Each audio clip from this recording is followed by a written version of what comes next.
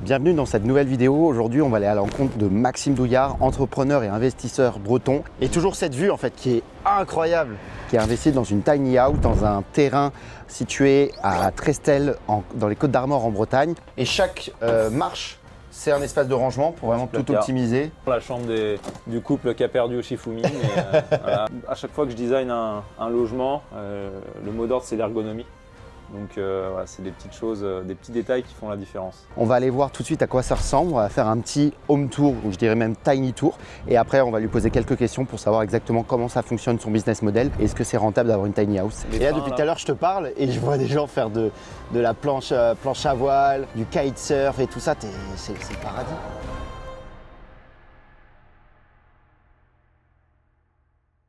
Donc l'entrée se fait juste ici, quelques petites marches par là. Et là, déjà, la vue incroyable avec les sapins qui cachent un peu. On a quelques petites dalles de pierre ici. Et là qui voilà, Maxime, Monsieur Douillard, comment vas-tu? Monsieur Vidal. Tu vas bien? Chanté. Alors présente-moi un peu cette tiny, c'est quoi? Pourquoi une tiny? Enfin voilà, parle-moi dans les grandes lignes, même de la tiny, de la terrasse, etc. On a la tiny qui a été installée il y a un an maintenant. Ok. On l'a mise en bas au début et puis on a dû la changer de place. Donc, pourquoi? Petit souci de politique de village. On en reviendra après on en reviendra dans la vidéo, mais c'est vrai qu'en France, dès que tu veux entreprendre et faire quelque chose de sympa, c'est toujours un peu plus chiant. Voilà. Et du coup, ouais, tu peux me montrer un peu. Donc là, c'est le coin, je présume, où les gens mangent au soleil tranquille. Repas, extérieur.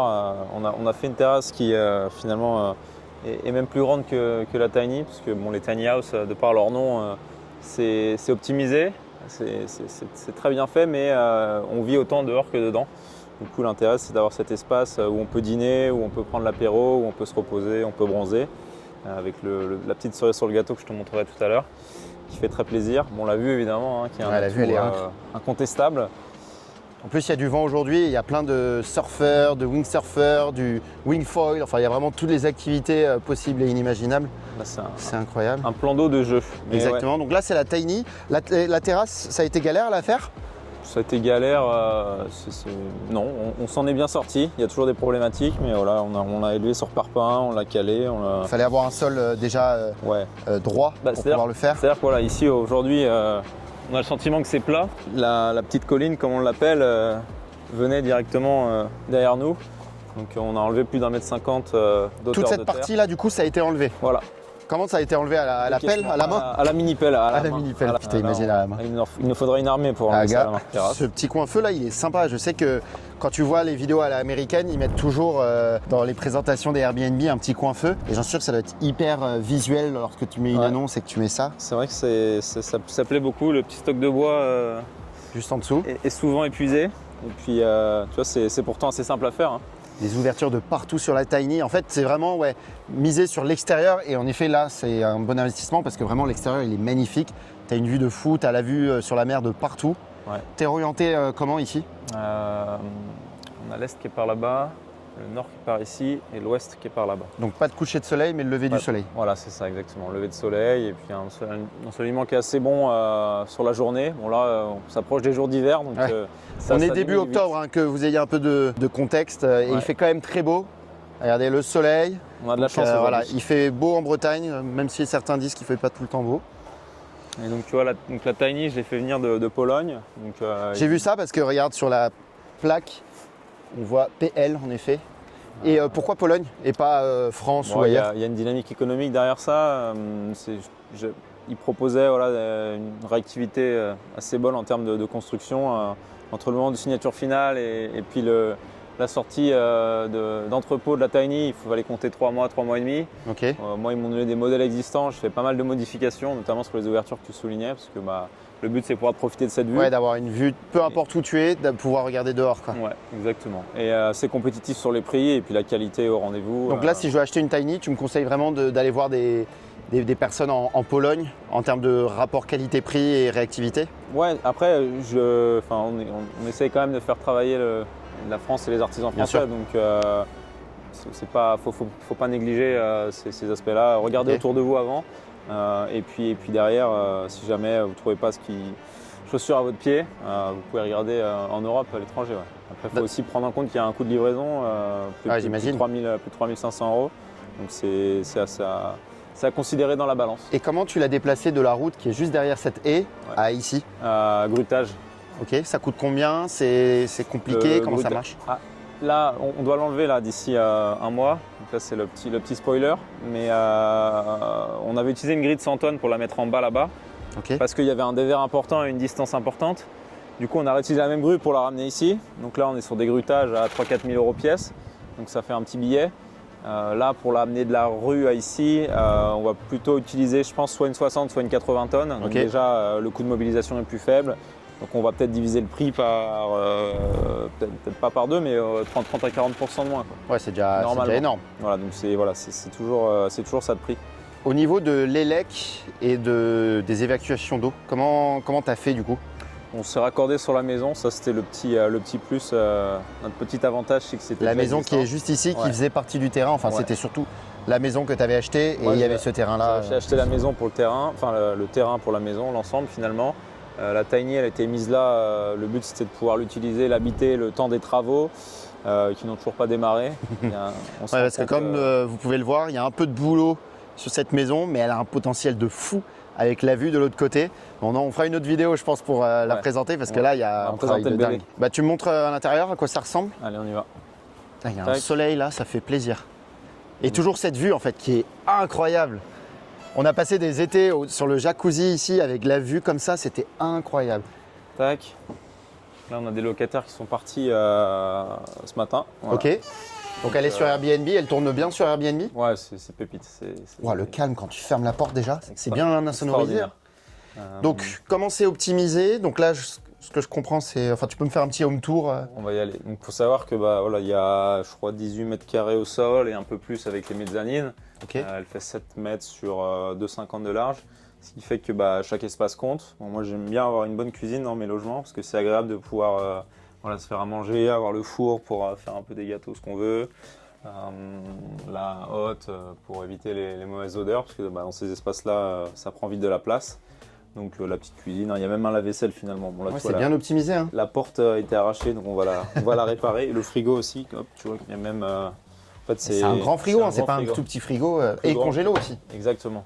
Et chaque marche, c'est un espace de rangement pour vraiment tout placard. optimiser. Il faut pouvoir y ranger, Avec le ranger ses micro-ondes. affaires. J'avais fabriqué un petit coin bureau parce que quand j'avais vécu un petit peu dedans l'année dernière, là, donc tu vois, Oh, pour tu fais travailler. trop bien là pour bosser. C'était royal. Tu tournes la tête à droite. La ok, porte ouverte. la mer. Le bruit des vagues. Incroyable. Pareil quand tu dors, finalement, je te montrerai la chambre là-haut. Ouais. Donc en bas, on a vu l'espace cuisine. Après, c'est comme un studio, c'est comme une maison, hein, donc il n'y a pas de particularité. La salle de bain, tu vois, WC, le petit vase, Elle est clean. Hein. petit miroir, le bac à douche qui est pas si petit pour une tiny house. Ouais, elle est grande. Il y en a Avec qui ont des un studios, ils ont pas Ballon d'eau l'impression chaude d'avoir Ariston.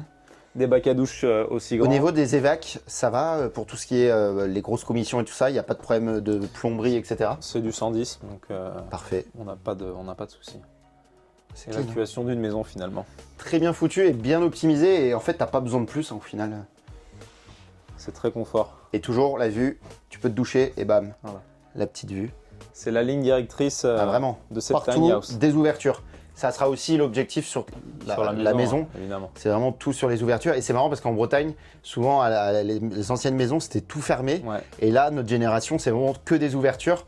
Donc, sur les normes, on va dire, environnementales, je ne sais pas exactement par rapport à comment on peut mieux s'adapter par rapport aux autres générations.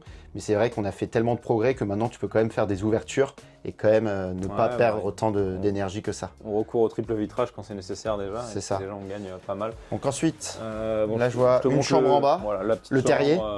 La chambre des enfants, la chambre du couple qui a perdu au Shifumi. Mais, voilà, à ouais, la choisir. hauteur du plafond est pas exceptionnelle, mais t'es quand même trop Même bien. la- Et encore une même fois, la t'es chambre juste à vue pour mer. dormir. Hein Oh putain, j'avoue. Dans- Allez, on dans- fait un peu dans de, tout le de détail. sport. Mais non, c'est confort, Ah il y a non, des t'es trop petits bien. rideaux. On monte dans le salon, alors fais gaffe parce que la vue est splendide. On a envie de s'y installer Wow. et puis d'y rester C'est finalement. incroyable. Tu vois, il n'y a pas besoin de. Pas besoin, Pas de télé. besoin Pas besoin de télé, même Ah si on ouais. en a mis une, parce que voilà, les locataires, on sait que. Ça me rend fou parfois les gens qui viennent dans des Airbnb ou, bien sûr, dans ce type d'Airbnb. Faut pas regarder la télé, quoi. T'as tout ce qu'il faut pour ne pas regarder la télé. Ouais, mais C'est malheureusement, incroyable. Netflix a pris gagne toujours. du pouvoir dans notre maison. Et donc là, tu as la chambre. Ici, trop stylé, tu as un côté où tu peux te poser. C'est sûr, ça doit bien marcher, ça. Ça, c'est l'aspiration filet de catamaran. Ouais.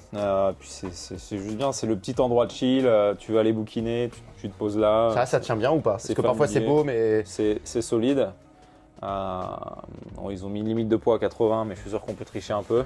Je vais pas tenter quand même d'y aller avec mes 95 kilos. 95. Un beau bébé. Hein. Oh le bonhomme. La chambre, Ok. lit de 180, donc tout confort. Pareil, tu vois, c'est des petits détails, mais il y a des prises au niveau des lits, il y a les Quoi interrupteurs brancher qui ton sont là-bas. portable, etc. À chaque fois que je design un logement, le mot d'ordre c'est l'ergonomie. Donc voilà, c'est des petites choses, des petits détails qui font la différence. Et puis les fenêtres sur la vue mer, le matin tu arrives, tu lèves le rideau et puis voilà. Je vais te montrer un petit truc en plus. Ah, Tu vois, hop là, tac. montre-moi. Le Ah, et cette vue toujours. clou du spectacle. J'ai un petit truc avec les jacuzzis. Ah. Est-ce que ça marche vraiment plus en location Airbnb quand tu rajoutes un jacuzzi? Sur tes chiffres, on en parlera après, mais. Ce que je peux te dire, c'est que ça marche très bien en tout cas. Putain, incroyable. C'est bon, ça c'est un grand spa. Hein. Tu peux mettre plusieurs amis dedans. Il est Pour avoir été, c'est vrai que le spot est incroyable et t'es posé ici de très bonne qualité. et t'as vu sur ça, était trop Tu bien. vois la mer. C'est surtout, tu sais, en Bretagne, il fait vite frais, donc pouvoir aller se mettre dans de l'eau à 38 degrés. Voilà, juste à la fin de la vidéo, on va aller nager et je peux te dire que l'eau, elle est quand même fraîche à cette période de l'année. Et Ouais. dès qu'on va rentrer, on va se mettre dans le jacuzzi et je peux te dire qu'elle va paraître brûlante à côté de la chaleur, on va dire, de l'eau. La froideur, La de la froideur, fraîcheur, ouais, de la fraîcheur. C'est quoi les complications? Est-ce que c'est compliqué d'installer un jacuzzi ici? Au niveau de l'eau, tu m'as dit tu te relis directement Ouais. dans la maison et l'électricité. C'est quoi les problématiques pour installer un spa avec une tiny house? S'il y en a, bien sûr. Non, mais les petits détails, c'est la puissance électrique. Donc, bon, le câble qui vient de la maison jusqu'au tableau électrique ici, il faut être sûr qu'il soit dimensionné correctement. Parce que, bien sûr, c'est des résistances, hein, donc ça tire dessus. Donc, des fois, si tu as le four, les plaques de cuisson qui sont en marche et que le spa qui se met en chauffe ou en filtration, ça peut sauter. Après, là, c'est juste une question de dimensionnement. Donc, si on anticipe bien les choses, il n'y a pas trop de problème. Bon, là, c'est un beau bébé.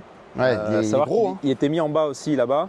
On l'a emmené ici, on l'a gruté aussi. Hein. Donc là, tu avais un spa, tout gruté. t'avais un spa énorme. Un spa volant. Ça va faire une tonne, ça. Une tonne. Donc c'est lourd. Ah, le sol, il faut que ça soit bien solide. Ouais, ouais. Et là, on a fait un lit de parpaing, tu vois, en dessous pour que ce soit bien un petit terrassement. Comme c'était provisoire, on s'est pas amusé à bétonner tout ça. Mhm. Mais c'est vrai que l'idéal, c'est d'avoir un socle béton. Comme ça, tu t'assures de la stabilité du truc. Mais après, il n'y a pas de problématique particulière. Bon, c'est de l'entretien, mais une fois que tu connais les traitements de l'eau, ça fonctionne bien. Hein. Et puis, Incroyable. non, Alors, en effet, ça fait vraiment l'effet coup de cœur. Un petit détail que j'ai vu aussi à l'entrée, déjà, c'est les dalles que tu as mis ici. Ça fait vraiment le petit chemin. Les petits Et aussi pas à chinois. droite, juste là, la douche. Pourquoi tu as installé une douche ici? C'est pour le retour de plage. Donc, tu vois, on a la combinaison et les Là, palmes c'est pour beau tout ce que tu à as l'heure. mis là. avec le petit signe Tac. breton. Ouais, pour une fois que tu as surfé, une fois que tu t'es baigné, Voilà, pouvoir te la petite douche. laver avant pour- d'aller dans le jacuzzi. Pour éviter de mettre du sable partout. Exactement, on Euh, connaît parce que ça doit boucher après. Quand C'est une galère à nettoyer. En tout cas, il est canon le projet, bravo encore. Tu peux nous raconter l'histoire de ce projet, comment t'en es arrivé à mettre une tiny sur ce terrain et comment t'es arrivé à avoir ce terrain? On commence par comment j'y suis arrivé vers le terrain. Step by step. Step by step. Bon, le terrain, déjà, c'est la maison en priorité, hein, parce que bon, c'est surtout elle que j'ai repérée. Je surfais en bas, là-bas, sur la plage de Trestel. Bon, c'est pas forcément la meilleure plage pour surfer. C'est hein. que quand il y a les grandes marées, sinon c'est pas Ouais, exceptionnel. c'est-à-dire qu'il y a de la vague, mais c'est pas une vague forcément qui déroule. Et en fait, je surfautais à cette époque-là, donc j'avais le sentiment que c'était bien. Et puis après quelques voyages à l'étranger, en Indonésie, au Brésil et tout ça, on se rend compte que Il y a mieux. c'est un peu plus adapté finalement au kitesurf ou à la planche à voile, mais elle a le mérite d'être là. Exactement. Donc je surfais là et je vois ces petites maisons qui semblaient abandonnées en fait, et je me dis putain. Elle est très très sympathique cette vue, et du coup j'ai commencé à faire des recherches, je me suis tourné vers la mairie, essayer de comprendre pourquoi il n'y avait personne qui habitait là. On m'a dit que ça appartenait à une famille qui ne l'occupait plus. Ils m'ont donné un nom de famille et j'ai commencé à faire des recherches. J'ai retrouvé des petites filles de l'ancienne propriétaire. Comment tu les as trouvés? Parce que là, on connaît tous des maisons abandonnées, Ouais. mais tu as fait quoi exactement? J'ai cherché sur Internet. Ok. Internet, j'ai googlisé comme on dit. Et avec un nom de famille, j'ai trouvé une personne qui avait le même nom de famille et sans savoir si c'était la bonne, j'ai appelé quoi. Alors je sais plus si elle n'était pas en Auvergne cette personne-là. En Auvergne? Elle avait une genre d'auberge, maison d'hôte. Ok. Et je l'ai appelée, c'était bien elle. Et puis du coup on a échangé pendant l'arborescence du truc. Je pense que c'était il y a 5-6 ans. Pendant 2 ans je l'appelais tu vois, tous les 4-5 mois. Enfin je souhaitais Noël et puis je prenais des nouvelles on va dire en réitérant mon intérêt pour la maison. Ouais. Il se trouve qu'en fait ça appartenait à sa mère, la mère était décédée. Il y avait entre les enfants et les petits cousins, ils étaient 12. Donc chacun avait hérité d'un morceau du bébé. Oh là là, mais c'est qui le notaire qui a fait cette découpe là? Parce que 12, pour Ouais. ça, ils gagnent à peine, même si c'est. Ouais. Enfin, il y a beaucoup de travaux, ils gagnaient à peine 10 ou 20 000. Et ils ont. Enfin, je sais pas combien ils gagnaient, mais c'est pas énorme. C'est-à-dire que, après, bon, on sait tous comment ça se passe, hein, les sujets d'héritage, il y en a beaucoup qui s'en occupent pas et finalement c'est comme ça qu'on arrive à des situations de ce type. Un enfant qui décède et les petits cousins qui héritent du truc. Et c'était la situation d'ailleurs, les petits cousins qui n'étaient pas joignables, qu'ils n'arrivaient pas à avoir leur aval pour pouvoir mettre la maison en vente. Ce qui fait que ça a traîné. Pendant 15 ans, elle a été inhabitée. 15 ans. Ouais, donc il y avait un peu plus de végétation que ça quand je suis arrivé. En bas, le terrain, il y avait 3 mètres de végétation. On est venu avec un tracteur forestier. C'est pas moi, hein, c'est une entreprise. Ouais, j'imagine. Un tracteur à 150 000 euros blindé pour pouvoir venir faire du ménage. Dégager un peu la vue, c'était impressionnant. Le avant-après, ça doit être incroyable. Ah ouais, un truc de fou. Et puis voilà, bon, pour le moment, on n'a pas fait grand-chose, mais le but, c'est de garder la nature au maximum. Tu regardes ces arbres, comme on disait tout à l'heure, ils sont C'est une extraordinaires. barrière naturelle. Les Et là, pins, depuis là. tout à l'heure, je te parle et je vois des gens faire de la planche à voile, du kitesurf et tout ça. C'est le paradis. Il y en a qui s'amusent là. Ah ouais, là, ils s'éclatent. Ouais, avec ce beau soleil. Donc voilà, donc 2 ans. Alors j'étais au Brésil, c'était en 2023. Ok. 2 J'étais ans déjà. à Floripa, Florianopolis, et décalage horaire de 6 heures, donc je me réveille, il était 14 heures en France, tu vois, et là je vois un appel manqué de cette personne, et je me dis, waouh, c'est quoi? Hop, Voilà, je décroche, il faut que je j'écoute. rappelle. Bonjour Maxime, on a eu les autorisations pour vendre la maison, vous êtes le premier sur la liste, il y en a 12 derrière, répondez-moi cet après-midi ou j'appelle les autres. J'ai Alors là. appelé, j'ai dit bonjour, merci d'avoir pensé à moi et de tenu votre parole. Ok, on avance. Je ne savais même pas le prix de vente à ce moment-là. Donc eux, ils m'ont dit, bon, par rapport au prix du marché, etc., on va proratiser, pondérer, et puis par rapport aux espaces extérieurs, et voilà le prix qu'on vous propose. Il faut compter 370 000 euros, quoi, c'est pour une maison de 76 mètres carrés, donc c'est pas très grand. Et puis tout est à fait, hein. C'est une maison qui est en béton, en préfab. Voilà, c'est une structure métallique et avec la mer, elle a un peu souffert, elle a corrodé. Donc il y a une grosse partie à refaire. Mais voilà un peu le commencement. Et entre le moment où elle m'a appelé, donc 2023, pour me dire c'est bon, et le moment où j'ai pu signer, il s'est écoulé plus d'1 an et demi. Pourquoi ça a été aussi long? Ça a été aussi long parce qu'en fait, les huissiers ou les notaires n'avaient pas fait les choses correctement. Donc ils avaient employé la mauvaise méthode. Et du coup, quand elle m'avait donné le go, c'était pas vraiment le go. Ok. Et elle me disait en off qu'elle avait le sentiment que le notaire, il y avait des amis à lui qui étaient aussi intéressés par cette maison et qu'ils essayaient de planter la vente. Mais c'est moi qui appelais le notaire vendeur pour faire avancer les choses. Dans tous les cas, tu avais la validation de la personne la plus importante, c'est-à-dire le vendeur. Ouais. Donc ça allait, tu vois. Ouais. Pourquoi selon toi, elle t'a appelé toi et pas quelqu'un d'autre? C'est quoi les skills? Enfin, qu'est-ce que tu conseilles à quelqu'un qui est dans la même situation que toi pour que le vendeur pense à lui en priorité et pas à quelqu'un d'autre? Là, ça s'est joué sur le relationnel. Et puis l'histoire aussi, tu vois, moi je suis un petit jeune, j'ai passé pas mal d'été ici, on a une maison à Port-Blanc à côté. Bon, la Bretagne, même si je m'enfuis pendant l'hiver, elle me tient quand même à cœur. Je suis assez fier de cette région. Ah, l'été, c'est incroyable. Voilà, on est d'accord, on se retrouve souvent ici là, à discuter et puis à profiter des merveilles culinaires de la France et des crêpes au beurre salé et des Queen Amman. Mais ouais, j'ai entretenu, on va dire, une relation quand même sans être dans le harcèlement. Mais voilà, tous les 6 mois, tous les 8 mois, Bien passer un petit finement, coup de fil, souhaiter les fêtes de Noël ou la nouvelle année. Ok. Et donc, voilà, je pense que c'est. Parce qu'il y a d'autres personnes, hein, j'ai même un artisan avec qui est venu ici pour le faire les devis de terrassement. Et il m'a dit « Oh putain, c'est toi qui l'as acheté ?»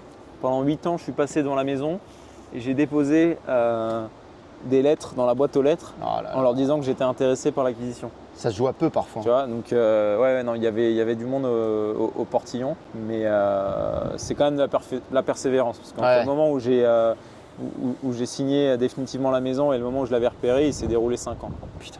Donc, faut vraiment avoir le plaisir différé. Parce que, et même là, tu as acheté, mais tu es encore loin, entre guillemets, d'avoir ta maison. On n'est qu'au début des problèmes. C'est ça. Donc ça se trouve, c'est un projet sur 8 ans. Ouais. Entre le début et la fin. Et en fait, j'y allais avec et sans conviction. Donc c'est-à-dire que je la voulais, mais en même temps, je n'avais pas l'attachement émotionnel à me dire c'est la maison de ma vie, je veux absolument la voir. Et du coup, au point d'être déçu si ça ne se faisait pas. Et donc, j'avais pas d'attente. Et en fait, quand elle m'a appelé pour me dire OK, let's go, j'étais d'autant plus joyeux, quoi. Et puis on y va progressivement. Là, on a obtenu le permis il y a un mois. Ça a été compliqué ? Ça a été compliqué, ça a été très compliqué. Il y a un premier permis qui a été refusé. Pourquoi il a été refusé ? Pourquoi il a été refusé ? Parce qu'a priori, on n'a pas le droit de démolir totalement, de par la bande des 100 mètres, la proximité avec la mer. Que le terrain redeviendrait une zone naturelle, parce qu'aujourd'hui c'est du constructible.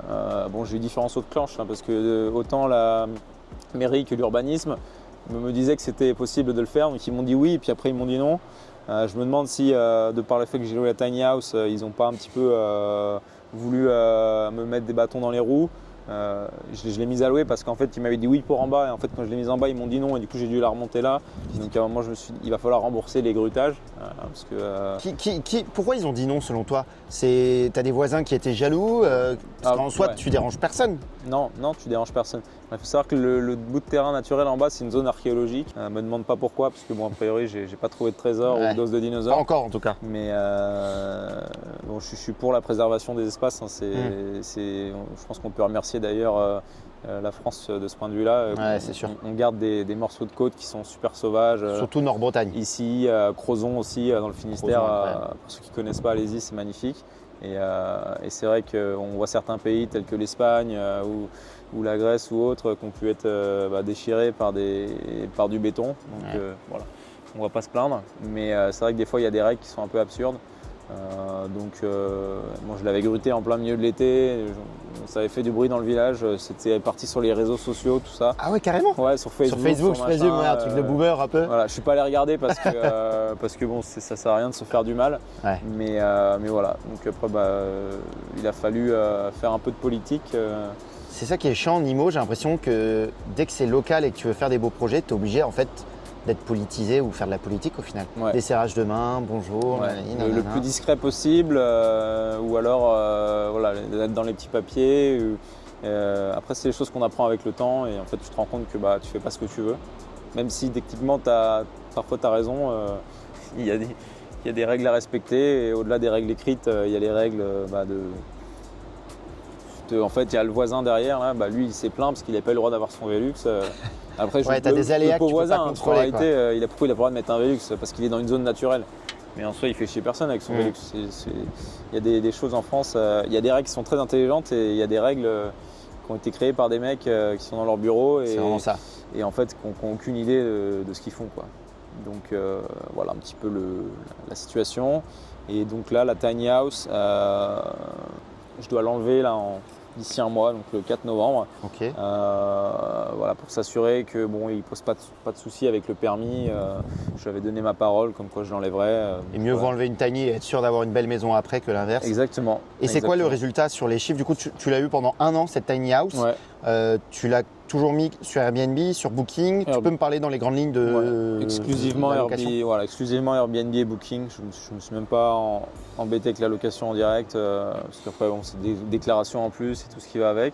Mais là, je la louais les week-ends 250 € la nuit. 250 € la nuit, c'est énorme. C'est sachant qu'on est à Trestel, c'est un petit village, il y a pas non plus, c'est pas non plus le place to be. On n'est pas sur la Côte d'Azur. On n'est pas sur la Côte d'Azur. Mais en fait, la situation, la prestation, je pense qu'honnêtement, ça aurait pu se louer plus cher, parce que tous les week-ends étaient loués. Après, faut pas non plus abuser, tu vois. Tu rentres dans tes chiffres, tout le monde est gagnant. Voilà, les gens sont 4,94 sur Airbnb. On dort mieux quand on a des bonnes notes et que les clients sont contents. C'est assez imbattable. Donc c'est chouette, c'est une belle histoire. Il y a des gens qui sont même revenus. J'en ai qui sont venus pendant un mois de mai, ils sont revenus 2 semaines en fin d'été. En chiffre d'affaires, ça a donné combien à peu près? Si c'est pas indiscret. Hein. Je crois qu'on avait regardé, ça doit être dans les 35 000, entre 35 et 40. Ouais, donc tu l'as largement remboursé ta Tiny. Presque. Le prix d'acquisition du produit, c'est 45 000. Okay. Plus la TVA, donc il y avait 20%, donc on arrive à quasiment à 55 000. Ensuite, il y a l'équipement du mobilier intérieur. Plus, il y a eu quelques extra grutages qui n'étaient pas prévus. J'imagine. Tu vois, tu rajoutes les espaces extérieurs, la terrasse, 60 et puis 65. Je pense que c'était un projet à 70, tu vois, au total. Donc on a remboursé la moitié, on va dire. Mais financièrement, sur un court terme de 1 an, avec les soucis rencontrés, c'est pas la meilleure opération. C'est pas ça qui m'a enrichi, mais c'était quand même une belle expérience et ça a permis aussi de prendre un produit très spécifique, de le mettre dans un marché et de comprendre comment il évolue. Et là demain, si j'ai l'opportunité de le refaire, mais sur du plus long terme, let's go quoi. C'est intéressant ce que tu dis parce que c'est vrai que tu vois là, ça vend du rêve depuis tout à l'heure et c'est intéressant de se rendre compte qu'en effet parfois un studio de 15 mètres carrés à Paris, ça vend peut-être moins du rêve mais au final c'est beaucoup plus rentable que ce projet-là qui est très rentable mais qui au final peut-être t'attire aussi pas mal d'emmerdes. T'en penses quoi de ça? Massomenos du coup, parce que là c'est très spécifique au fait qu'on était limité dans la durée, donc malgré tout, la rentabilité elle est assez extraordinaire. Tu parles de 50% de renta, donc à part le Bitcoin et Nvidia, il n'y a pas grand-chose qui t'offre ça aujourd'hui. Et puis, je vais quand même pouvoir soit la réutiliser, soit la revendre. L'expérience est quand même belle, j'ai pu en profiter. C'était une belle expérience. Après, c'est au final, si tu fais le calcul, c'est plus une perte de temps. Okay. Mais c'est pas, j'ai aucun regret. Et comme tu as dit, tu as testé le marché et donc là, tu as envie d'acheter un terrain et de remettre une tiny. Ça serait l'idéal. Avec vue du coup. La vue, c'est le plus compliqué à avoir. Pour la vie. Mais bon, il n'y en a pas des terrains comme ça, quoi. Donc il faut, ou alors tu as la petite vue mer et tu es un peu plus loin. J'étudie le marché. Après, tu vois, j'ai des gens là qui viennent tout à l'heure pour la visiter, pour peut-être même l'acheter. Je ne serais pas contre la laisser partir. Et puis si jamais je retrouve quelque chose, repartir sur une nouvelle aventure. Mais il ne faut pas se précipiter. Je me suis beaucoup précipité dans le passé, ce qui fait que j'ai pu aller assez vite, assez loin, mais avec les soucis qui vont avec. Donc c'est sûr que ça reste dans un coin de ma tête et quelque chose qui me dit qu'on n'est pas à l'abri de revoir une petite tiny dans le secteur dans les années à venir. Qu'est-ce qu'on peut te souhaiter là pour ce projet et pour les prochaines années pour ce projet Qu'est-ce qu'on peut me souhaiter?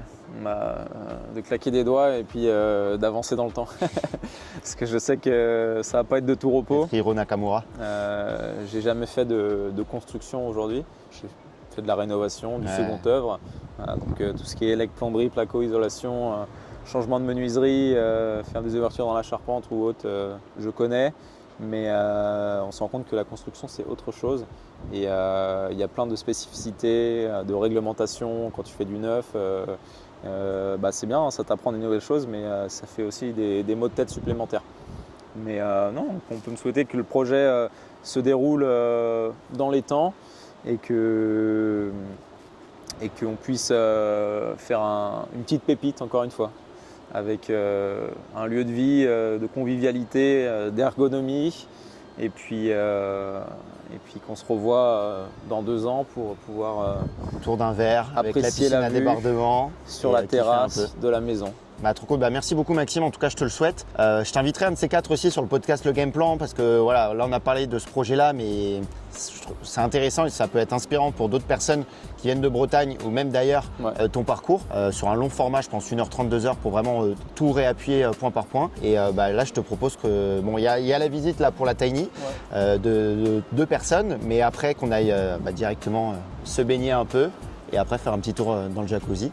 Merci beaucoup. J'ai pas la combi, donc je vais y aller tu vas nous faire quoi, comme un breton. Comme un breton. Pas peur. Putain, on va se baigner. Le soldat. Ça va faire du bien. Le soldat breton.